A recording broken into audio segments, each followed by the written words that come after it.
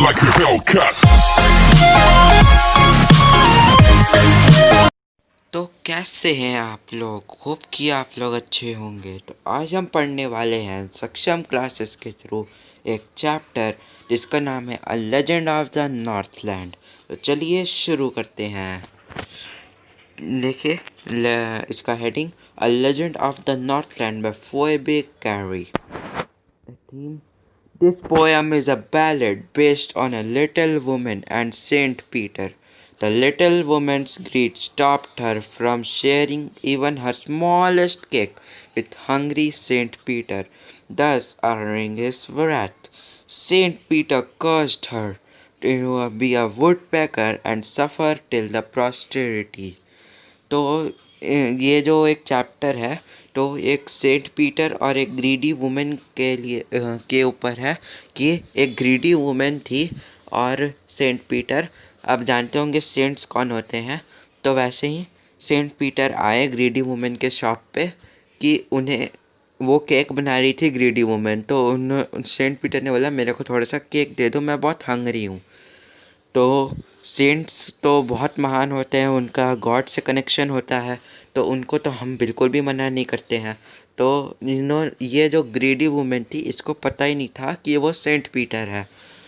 तो ये हमेशा सोचती थी, वो केक बनाए जा रही थी और सोच रही थी कि वो इतनी ग्रीडी थी कि एक केक नहीं दे सकती थी। वो बना रही थी, सोच रही थी ये बहुत बड़ा इसके लिए बार बार सोची जा रही थी कि ये केक तो इसके लिए बहुत बड़ा है।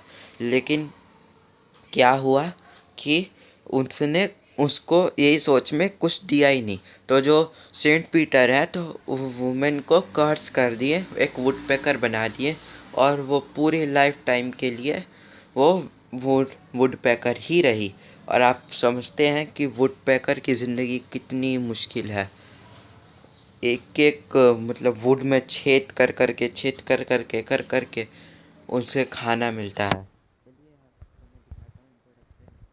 A Legend of the Northland is a ballad. A ballad is a poem narrating a story in short stanza. Ballad is such kind of poem which tells us a story in short stanza, and in the poem all the stanzas comprise 4 lines. In total, there are 16 stanzas in this poem, and these stanzas will tell us a story. Ballads are a part of folk culture and or popular culture and are passed on orally from one generation to the next. Folk culture is the story of an area and is known as ballad. Folk culture comprises of traditional stories which are passed on from one generation to next generation. This story is of the Northland area, the area which is near the North Pole. This exact place is not specified, but Northland means the area in the northernmost part of the earth, that is near the North Pole. Northland जो है वो एक जगह, और ये story जो है ये एक बैलेड है। बैलेड आपको ऊपर बताया मैंने क्या होता है बैलेड, इसमें लाइन्स में लिखी हुई हैं। और ये स्टोरी एक जो लेजेंड ऑफ द नॉर्थलैंड है, तो नॉर्थलैंड एक जगह है जो नॉर्थ पोल में है और नियर ही नॉर्थ पोल है, एग्जैक्ट नॉर्थ पोल में नहीं, नॉर्थ पोल में ही कहीं कहीं जगह में है। और लेजेंड होता है, लेजेंड का मतलब होता है हिस्टोरिकल स्टोरी। ये एक बहुत पुरानी स्टोरी है, one which is old and has been pass from one generation to generation. तो ये बहुत पुरानी स्टोरी है और एक जनरेशन से नेक्स्ट जनरेशन में पास होती जा रही है। अब चलिए इसका फर्स्ट स्टैंजा में देखते हैं।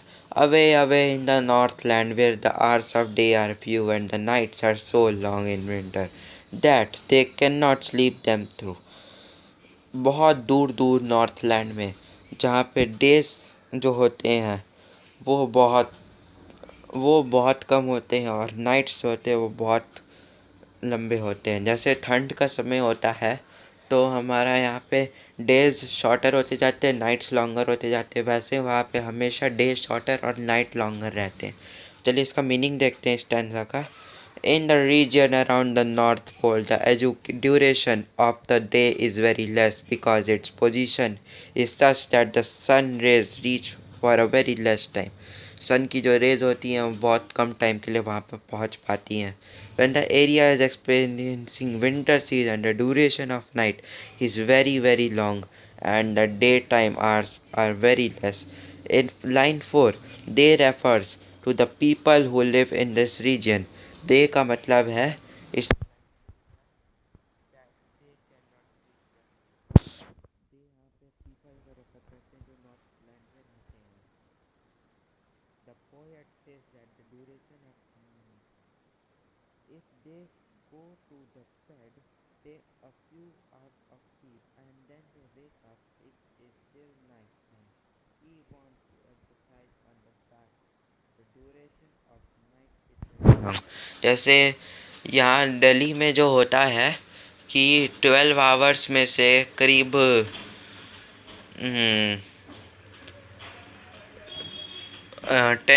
9 to 10 आवर्स नाइट रहता है, लेकिन ठंड के समय नहीं, नॉर्मल समय जो होता है गर्मी का टाइम, तो उस समय 9 to 10 आवर्स, और वैसे 12 आवर्स से ज़्यादा तक अंधेरा रहता है. लेकिन 12 आवर्स 13 आवर्स ऐसे ही अंधेरा रहता है. लेकिन जैसे नॉर्थ लैंड है तो इसमें 24 में से I think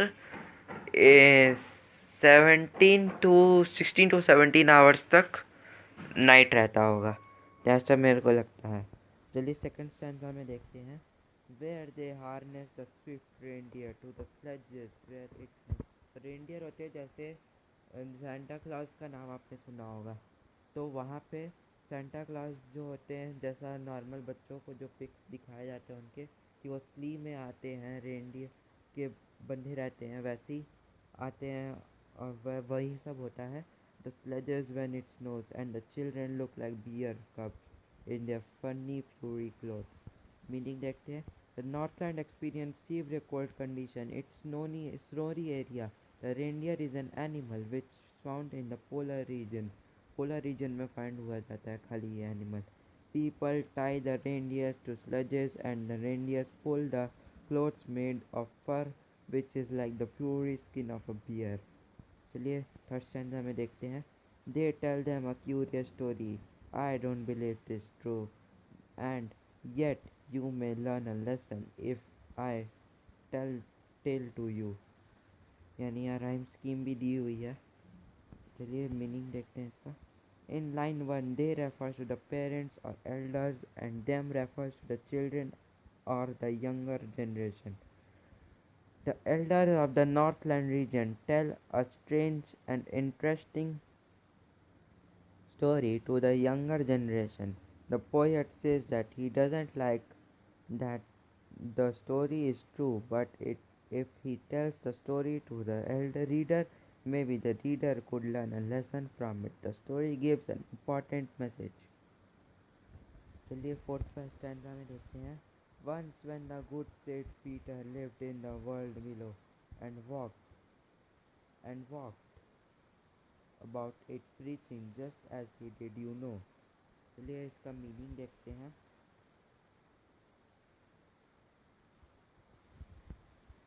The story is about Saint Peter. अब यहाँ पे सेंट पीटर की कहानी शुरू होती है. The story is about Saint Peter. When Saint Peter used to live in the world and went around giving religious lectures to the people just like all saints do. Then an incident happened. तब एक incident हुआ था.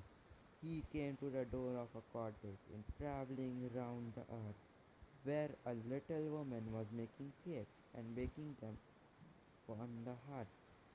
तो वहाँ पे एक little women थी जो केक्स बना रही थी और हार्थ पे वो बना रही थी. तो इसका मीनिंग देखते हैं. When Saint Peter was moving around the world giving religious lecture to the people, he reached the door of cottage where a small woman was making cakes. She was baking the cakes in the fireplace. Fireplace में वो cakes बना रही थी. 6th stanza में देखते हैं. And being faint with fasting, for the day was almost done, he asked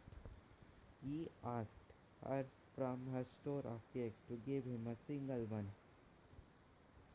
इसका meaning देख लेते हैं जल्दी से. As Saint Peter had not eaten anything in the entire day, he was very hungry and was feeling weak. So he went to his woman who was baking cakes and he asked for one cake out of many cakes that she had baked. तो वहाँ पे Saint Peter जो था उन्होंने कुछ नहीं खाया था पूरे दिन से, तो वो बहुत भूखे थे। तो उन्होंने वुमेन से वो केक बना रही थी वुमेन, तो उनसे बोला कि मेरे को केक दे दो, मैं बहुत भूखा हूँ। तो दोस्तों आपको होप कि आपको मज़ा आ रहा होगा, लेकिन क्या है कि मेरे फ़ोन की बैटरी लो हो रही है। नेक्स्ट पार्ट में यह वीडियो आएगा, तो ये वीडियो पार्ट 1 आप समझ लीजिए कि पार्ट 1 में हमने इतना पढ़ा। पार्ट 2 भी जल्दी आएगा। Till then stay safe and happy. Subscribe करिए कि आपको हमारे चैनल की नोटिफिकेशन मिलते रहे और ऐसे ही आपको मज़ा आए पढ़ने में। तो thank you friends and stay safe and happy. Assignments भी है हर चैप्टर की तरह, इसमें भी असाइनमेंट्स हैं, आपको चाहिए तो आप डिस्क्रिप्शन बॉक्स रेफर कीजिए। Thank you friends and good day and stay safe and happy. Like a Hellcat.